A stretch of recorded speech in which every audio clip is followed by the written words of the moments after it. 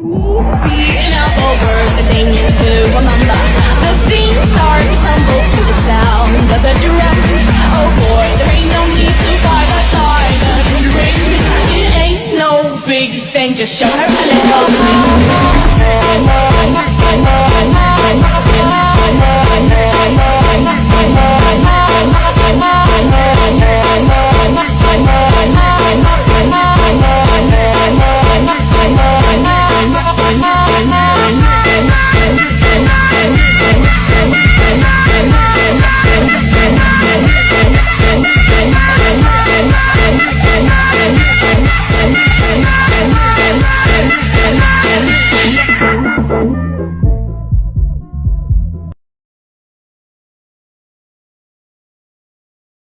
Salam sejahtera buat kita.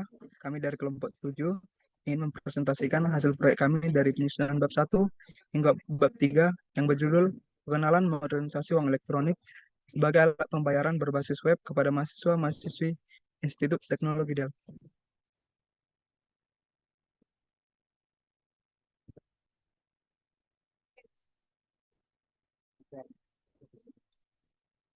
Yang pertama itu latar belakang masalah. Pemakaian teknologi modern selaku pembayaran non-tunai, baik secara dalam negeri ataupun secara internasional, sudah tumbuh pesat disertai dengan bermacam inovasi yang menuju pada penggunaannya yang semakin efektif, nyaman, kilat, serta aman. Bisa jadi kita tidak menyadari kalau dalam aktivitas setiap hari kerap melaksanakan ataupun menerima pembayaran selaku imbalan atas benda serta jasa yang diterima ataupun yang diberikan. Secara universal, sistem pembayaran terdiri atas beberapa komponen berbentuk kebijakan, instrumen atau perlengkapan pembayaran, mekanisme clearing, serta settlement, kelembagaan, infrastruktur pendukung, serta fitur hukum. Biasanya mahasiswa lebih mengenal uang kertas sebagai bahan untuk melakukan pembayaran. Pemakaian uang sebagai alat pembayaran telah menjadi kebutuhan pokok nyaris di tiap aktivitas mahasiswa. Besar kecilnya uang yang bisa dibawa oleh mahasiswa dalam dompet ataupun sakunya bisa dipertimbangkan selaku hambatan untuk mahasiswa untuk melaksanakan transaksi.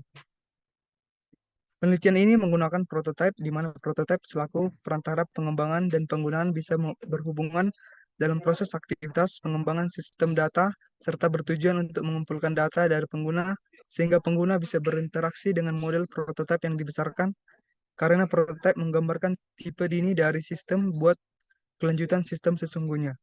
Yang lebih besar bertujuan untuk mengumpulkan data dari pengguna, sehingga pengguna bisa berinteraksi dengan model prototipe yang dibesarkan. Karena prototipe menggambarkan tipe dini dari sistem yang buat kelanjutan sistem sesungguhnya yang lebih besar. Selanjutnya yaitu rumusan masalah. Rumusan masalah terbagi menjadi 3, yaitu bagaimana penggunaan uang elektronik mempengaruhi minat penggunaan e-money pada mahasiswa Etidal. Yang kedua, bagaimana tingkat kepercayaan diri mahasiswa Etidal dalam menggunakan uang elektronik atau e-money. Yang ketiga, bagaimana persepsi kepercayaan berpengaruh signifikan terhadap penggunaan uang elektronik pada mahasiswa Etidal. Selanjutnya, yaitu tujuan penelitian. Berdasarkan rumusan masalah, dapat kita ambil beberapa tujuan penelitian, yaitu untuk mengetahui penggunaan uang elektronik, apakah mempengaruhi minat penggunaan pada mahasiswa Etidal. Yang kedua, untuk mengetahui tingkat kepercayaan mahasiswa Etidal dalam menggunakan uang elektronik atau e-money. Yang ketiga, yaitu untuk mengetahui tingkat kepercayaan dalam penggunaan uang elektronik atau e-money. Selanjutnya yaitu manfaat penelitian. Manfaat dalam penelitian terdiri dari 2 manfaat, yaitu manfaat secara praktis dan manfaat secara teoritis.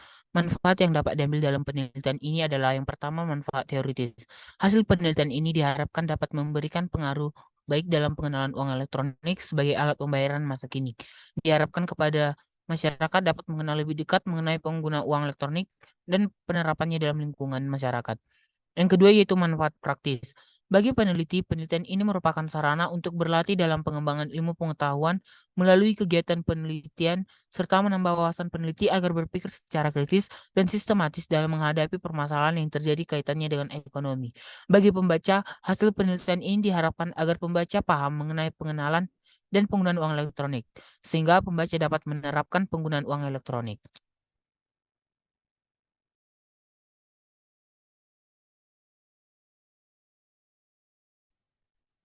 Yang kedua, mengenai tinjauan pustaka. Dalam era transformasi digital yang sedang berlangsung, perkembangan teknologi telah memberikan dampak signifikan terhadap berbagai aspek kehidupan manusia, termasuk cara kita bertransaksi dan menggunakan uang. Salah satu inovasi yang mencolok dan ramah keuangan adalah pengenalan sistem pembayaran melalui uang elektronik. Uang elektronik sering dikenal sebagai e-money atau e-wallet, mewakili evolusi dalam paradigma pembayaran, menggantikan transaksi konvensional yang menggunakan uang tunai. Konsep ini berkembang seiring dengan kemajuan teknologi informasi dan komunikasi, memungkinkan individu dan bisnis untuk melakukan transaksi secara elektronik dengan cepat, efisien, dan aman. Penggunaan uang elektronik atau dompet digital merupakan teknologi yang memberikan pandangan baru bagi mahasiswa-mahasiswa ITDL tentang pembayaran non-tunai yang jauh lebih praktis dan aman dalam bertransaksi. Digital payment atau lebih dikenal dengan sebutan dompet digital memiliki dua bentuk dasar berupa jaringan komputer dan sistem digital.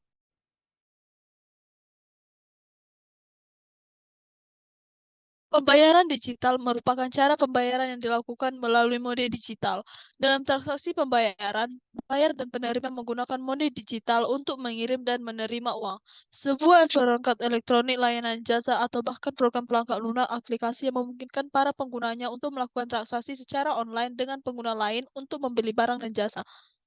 Dalam penulisan skripsi ini, peneliti menggali informasi dari beberapa penelitian sebelumnya sebagai bahan pertimbangan baik mengenai kekurangan ataupun kelebihan. Selain itu, peneliti juga menggali informasi buku-buku atau skripsi dalam rangka mendapat suatu informasi yang ada sebelumnya tentang teori yang berkaitan dengan judul yang digunakan untuk memperoleh pelandasan teori. Sistem pencarian lokasi sebelumnya sudah pernah dibuat dan digunakan, namun dalam program aplikasi yang berbeda-beda.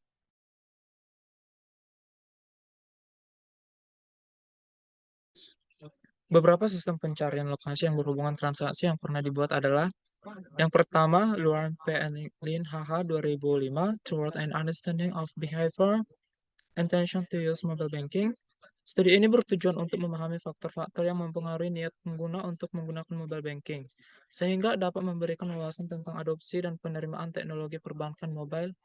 Peneliti ini menggunakan metode survei untuk mengumpulkan data dari penggunaan potensial mobile banking. Kuesioner digunakan untuk menganalisis faktor-faktor yang mempengaruhi niat pengguna untuk menggunakan mobile banking.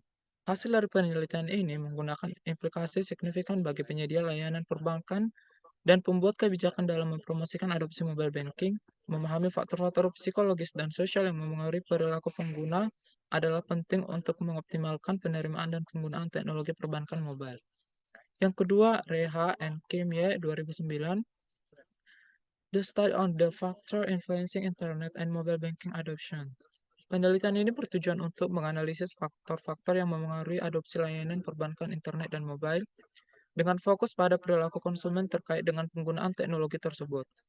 Penelitian ini juga menggunakan metode survei dan pengumpulan data dari sampel yang terdiri dari penggunaan potensial layanan perbankan internet dan mobile. Kuesioner juga digunakan untuk mengumpulkan data yang diperlukan untuk analisis.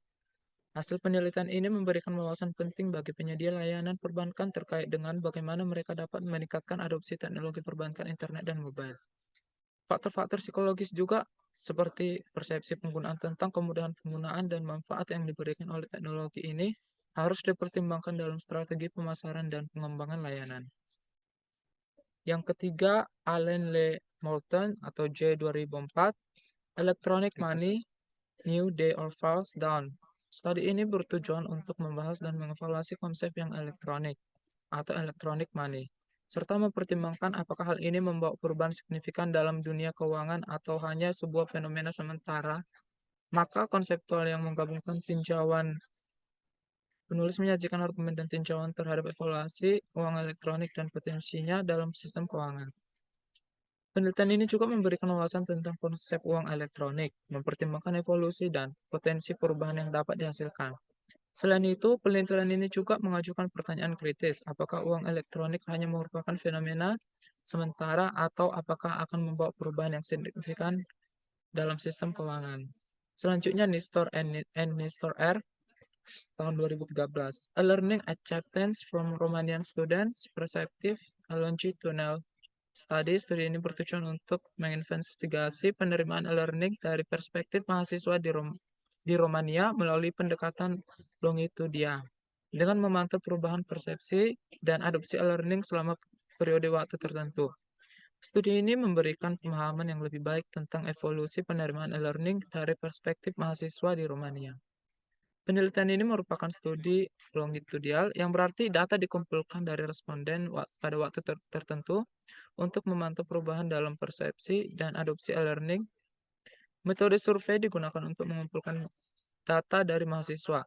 Hasilnya dapat membantu pengembangan program e-learning yang lebih baik dan strategi implementasi yang sesuai dengan kebutuhan dan persepsi mahasiswa. Dan yang terakhir, Van Cantes, V. Morris, M.G. Davis, GB, dan Davis VD 2003. A Chapters of Information Technology Toward an Unfurled View. Penelitian ini bertujuan untuk menggabungkan berbagai model dan teori yang ada untuk menciptakan pemahaman yang lebih terpadu tentang penerimaan teknologi informasi oleh pengguna. Penelitian ini juga menggunakan pendekatan konseptual yang mengintegrasikan dan mensintesis model-model penerima teknologi informasi yang telah ada. Penelitian ini tidak melakukan pengumpulan data primer, melainkan menganalisis dan menyusun model-model yang ada. Artikel ini menghasilkan Unfight Theory of Achieve and Use of Technology yang menggabungkan elemen-elemen kunci dari model-model penerimaan teknologi informasi yang sudah ada. Bab 3. Tahap pelaksanaan. 3.1 Langkah-langkah pelaksanaan. Dalam langkah pelaksanaan penelitian ini, berisikan penjabaran bagaimana penelitian dalam penyelesaian tugas laporan. Penelitian ini menggunakan flowchart yang dijadikan sebagai acuan dalam penyelesaian pelaksanaan yang terbagi menjadi beberapa tahapan. Di antaranya, 1. Penyusunan rencana komunikasi dan promosi, yaitu mengidentifikasi tujuan dan saran pengenalan uang elektronik kepada mahasiswa atau mahasiswi. Tentukan pesan utama yang ingin disampaikan dan cara penyampaiannya. Pilih platform komunikasi yang sesuai untuk mencapai target audiens seperti pengumuman kampus, media sosial, email, dan seminar. 2. Pelatihan dan edukasi, yaitu mengatur sesi pelatihan dan workshop mengenai uang elektronik untuk mahasiswa atau mahasiswi. Sediakan materi edukasi yang mudah dipahami, termasuk keuntungan, cara penggunaan, dan keamanan uang elektronik. Yang ketiga, pengenalan uang elektronik secara bertahap, yaitu memulai dengan memperkenalkan konsep uang elektronik secara umum kepada mahasiswa atau mahasiswi. Lakukan demonstrasi penggunaan elektronik pada transaksi sehari-hari. Yang keempat, penyediaan fasilitas dan infrastruktur, yaitu memastikan ketersediaan infrastruktur teknologi yang memadai untuk mendukung penggunaan uang elektronik di kampus, seperti terminal pembayaran, akses internet, dan dukungan teknis. Kelima, penggunaan contoh kasus, yaitu memberi contoh kasus penggunaan uang elektronik dalam situasi nyata. Misalnya, pembelian makanan di kantin, pembayaran transportasi, atau pembelian buku. Keenam, insentif dan promosi khusus, yaitu menawarkan insentif atau promosi khusus kepada mahasiswa atau mahasiswi yang mulai menggunakan uang elektronik, seperti potongan harga atau bonus transaksi. Yang ketujuh, monitoring dan evaluasi, yaitu melakukan evaluasi terhadap efektivitas pengenalan uang elektronik dengan menganalisis tingkat adopsi, tingkat kepuasan, dan saran perbaikan dari mahasiswa atau mahasiswi. Gunakan hasil evaluasi untuk melakukan peningkatan dan perbaikan pada program pengenalan uang elektronik. 3.2 Metode pengembangan sistem.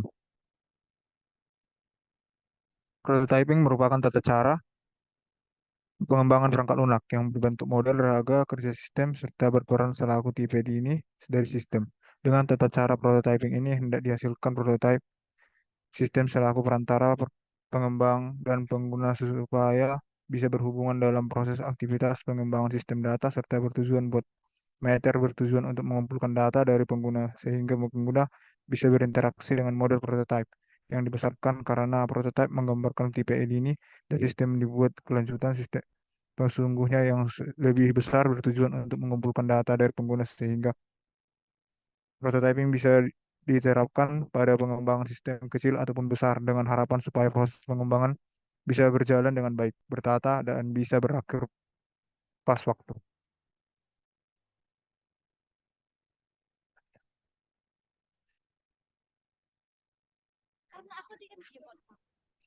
Berikut kami buat gambar metode prototype.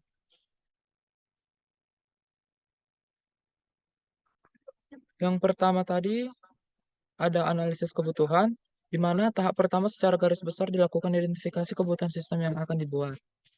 Yang di bawah analisis kebutuhan yaitu pembentukan prototipe, di mana pada pembentukan prototipe ini harus berdasarkan model perancangan yang telah dibuat sebelumnya dan akan dilakukannya pembentukan prototipe. Berikutnya evaluasi prototipe. Dalam tahap evaluasi ini dilakukan pada sistem prototipe yang disesuaikan kebutuhan pengguna. Namun jika belum, maka harus dilakukannya perubahan metode prototipe kembali. Yang keempat, pengujian prototipe. Tahap pengujian ini dilakukan sebagai penyempurnaan sistem prototipe yang dikembangkan. Mengapa? Ini berguna untuk hasil dari sistem prototipe sesuai pada kebutuhan pengguna. Dan yang terakhir ada penggunaan sistem. Di dalam penggunaan sistem, sudah melewati tahapan evaluasi, maka sudah siap untuk digunakan. Metode pengujian. Dengan adanya pengujian perangkat lunak yang digunakan, pada penelitian ini yang terbagi beberapa bagian, yaitu akan diterangkan oleh teman saya, STK.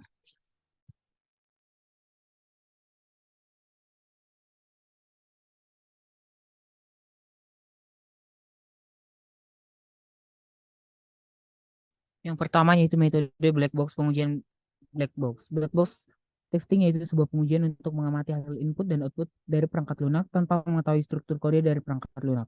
Pengujian ini dilakukan dengan memasukkan data pada setiap form uji. Pengujian ini penting untuk mengetahui program yang kita buat sesuai harapan atau tidak. Yang kedua yaitu metode white box. White box merupakan pengujian diperlukan untuk memeriksa kembali proses dari perancangan. Pengujian ini dapat dilihat dari kode yang digunakan pada fungsinya. Dengan demikian, pengujian ini didasari oleh detail prosedur dan alur logika pada sistem. Dengan begitu, dari kedua metode pengujian tersebut dilakukan dari beberapa cara, seperti menginputkan beberapa pertanyaan berbeda topik. Namun tetap tertuju pada jawaban yang sama sesuai dengan masing-masing pembentukan pola, dan chatbot dapat menggantikan peran pekerja menjadi efektif dalam memberikan jawaban atas pertanyaan yang diajukan oleh pengguna. Demikianlah presentasi kami. Terima kasih.